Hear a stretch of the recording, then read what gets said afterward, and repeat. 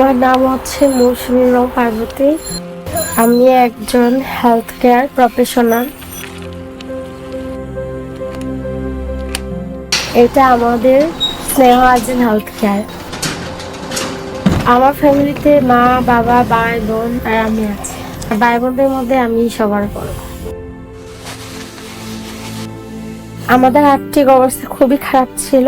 আমি যখন class 5 pass করি, আমার বাবা আসলে অ্যাকচুয়ালি আমাকে ক্লাস 6-এ ভর্তি করাইতেই চাই নাই। সাধারণত আমরা যারা গারো, আমরা কিন্তু কৃষি কাজ করতে পারি, তো ওইভাবে কাজ করে তারপর আমি আমার পড়াশোনা চালাই। তখন আমি এক পর্যায়ে নিজে থেকে ঢাকায় চলে আসি। ঢাকায় আসার পরে আমি মানুষের বাসায় কাজ করি। প্রথমে কেয়ার গিভারের কাজ করে প্যারামেডিক্স ডিপ্লোমা চালায়। একটা ভাইয়া ছিল, যে ভাইয়া আমার সাথে কাজ করতো, আমি যেখানে কাজ করতাম।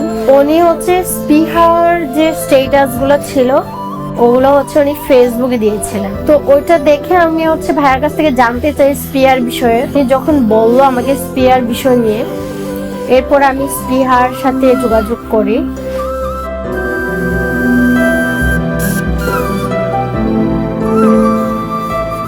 তারপরে স্পিহাতে আমি 6 মাস ট্রেনিং এ ছিলাম। ট্রেনিং করার পরে ওনারা আমাকে স্নেহ Arjan health care set up করে দেয়। তো ওর পর থেকে আমি এখন পর্যন্ত স্নেহ আর্জেন হেলথ কেয়ার আমি নিজেই চালাই।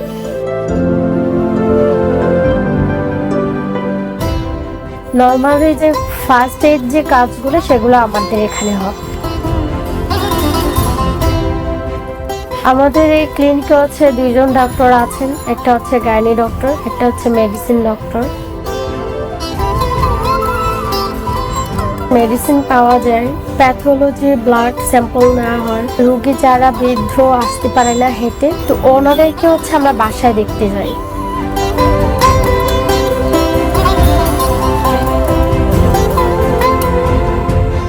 এলাকার মানুষদের সাথে আমার সম্পর্ক খুবই ভালো।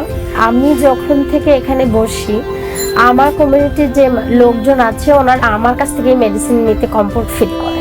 আমি যেহেতু মেয়ে, যার কারণে মেয়ে মানুষরা এখানে বেশি আসে। দেখা যাচ্ছে মেয়েদের অনেক সমস্যা হতে পারে, অথবা অনেক কিছু আছে যেগুলা আমরা একটা ফার্মেসিতে গিয়ে ছেলেদের কাছ থেকে নিতে পারি না। ওই জিনিসগুলো আমার কাছ থেকে ওনারা নেয়। এখন আমি আমার ছোট ভাইকে পড়াশোনার খরচ চালিয়ে যেতে পারি।